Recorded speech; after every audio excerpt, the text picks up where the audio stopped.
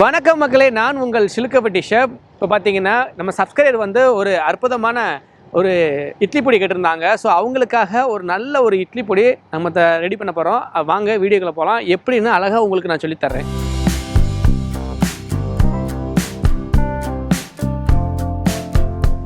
இட்லி பொடி சப்ஸ்கிரைபர் கேட்டிருந்தாங்க. ஸோ அவங்களுக்காக நம்ம இட்லி பொடி ரெடி பண்ண போகிறோம். அதோடைய அளவு எவ்வளவு அப்படிங்கிறத தெளிவாக சொல்கிறேன். இதை ஃபாலோ பண்ணுங்கள். கண்டிப்பாக உங்களுக்கு நல்ல ரிசல்ட்டு, ஒரு சூப்பரான டேஸ்ட்டான ஒரு இட்லி பொடி கிடைக்கும். வாங்க வீடியோக்குள்ளே போகலாம். நமக்கு இட்லி பொடிக்கு தேவையான பொருட்கள்: 1 கப்பு கடலைப்பருப்பு, அதே கப்பில் 2 கப்பு உளுந்து, வெள்ளை உளுந்து, நல்லெண்ணெய் 50 ml, உப்பு 1 டேபிள் ஸ்பூன், பெருங்காயம் 1 டேபிள் ஸ்பூன், ஜீரகம் 1 டீஸ்பூன், மிளகு 1 டேபிள் ஸ்பூன், காஞ்ச மிளகாய் 13, கருவேப்பிலை சிறிதளவு, எள்ளு 2 டேபிள் ஸ்பூன்.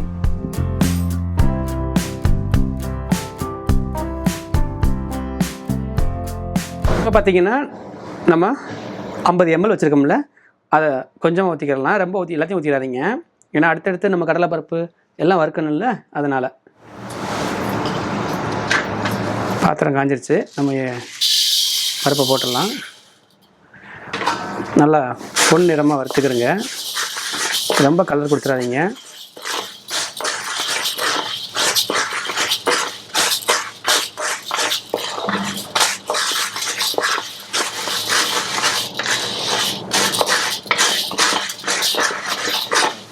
இப்போ பார்த்தீங்கன்னா நமக்கு லைட்டாக கலர் மாறுது.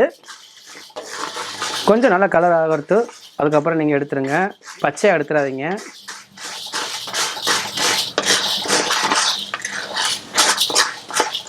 பார்த்தீங்களா, அப்படியே பொன்னிறமாக வருது.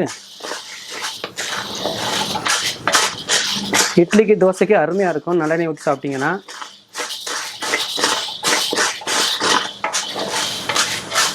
ஒன்று வறுத்து முடிச்சுட்டு அடுத்து 1 by 1 வறுத்துருங்க.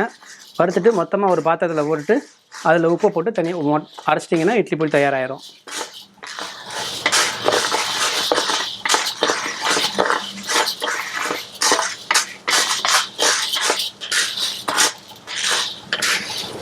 இப்போ பார்த்தீங்கன்னா வாசமே நல்லா கமகமான மணக்கும்.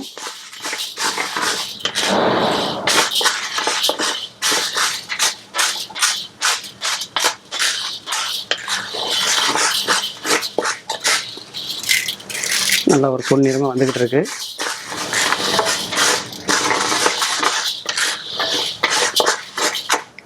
ஓகே, இப்போ வந்து நமக்கு நல்ல ஒரு பொன்னிறமாக வந்துருச்சு. ஸோ ஒரு பாத்திரத்தில் மாற்றிக்கிறலாம். இப்போ பார்த்தீங்கன்னா பேலன்ஸ் இருக்க ஆயில் கொஞ்சம் ஊற்றிடுங்க.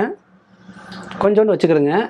அந்த மிளகு, சீரகம், காஞ்ச மிளகாய் வறுக்கிறதுக்கு நம்ம எடுத்து வச்சுருந்த கடலை பருப்பை அப்படியே போட்டு அதையும் அப்படியே வறுத்துடலாம்.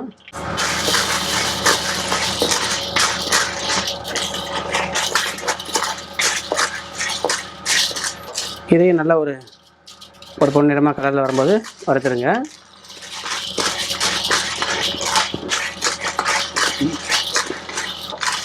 இப்போ பார்த்தீங்கன்னா நமக்கு நல்லா வறுக்க ஆரம்பிச்சிச்சு. உங்களுக்கு எண்ணெய் கம்மியாக வேணும்னா கம்மியாக யூஸ் பண்ணிக்கிறலாம்.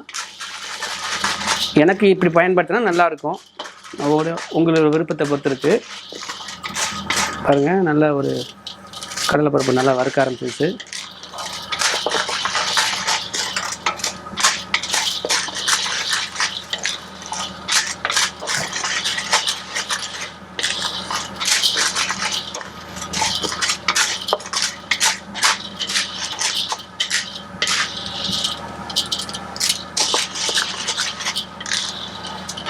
இப்போ பார்த்தீங்கன்னா கடலைப்பருப்பு நல்லா கலர் மாறிடுச்சு. அப்படியே எடுத்துடலாம்.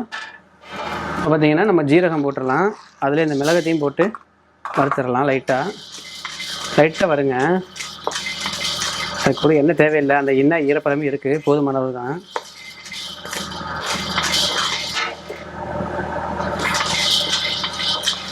ஓகே, அப்படியே மாற்றிடலாம் இதையும்.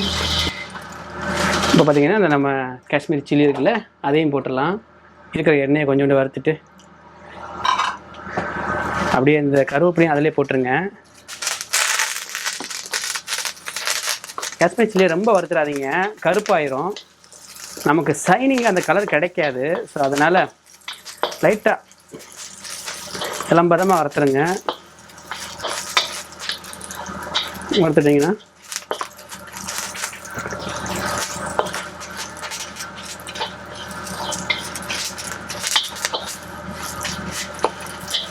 காஷ்மீர் சில்லி இல்லைன்னா நார்மல் சில்லி கூட போட்டுக்கோங்க. இது ஏன் நான் போட்டேன்னா கொஞ்சம் கலர் கிடைக்கும், அதனால தான்.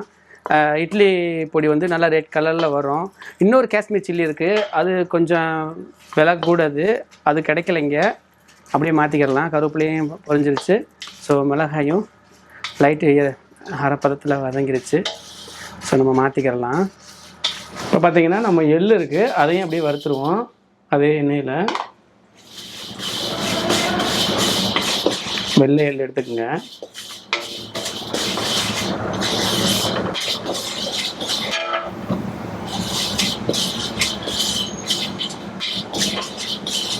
ரொம்ப கருக்கு விட்டுறாதீங்க, லைட்டாக பொன்னியமாக வறுத்துருங்க.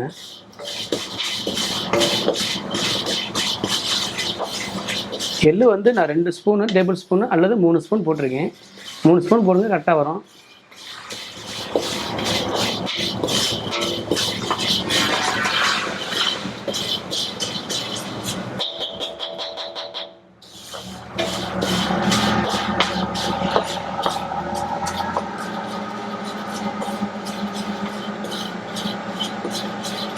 அப்படியே எடுத்து எல்லாத்தையும் போட்டுட்டு எள்ளு வறுத்துருச்சு. அந்த எல்லாத்தையும் ஆறின பிறகு அரைங்க, சூடோடு அரைச்சிடாதீங்க.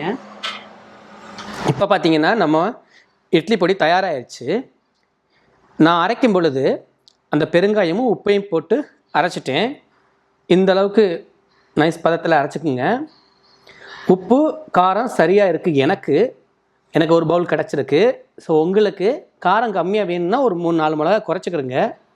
உப்பு சரியான அளவு தான். ட்ரை பண்ணி பாருங்கள், 2 மாதத்துக்கு கெடாது, அருமையாக அற்புதமாக இருக்கும்.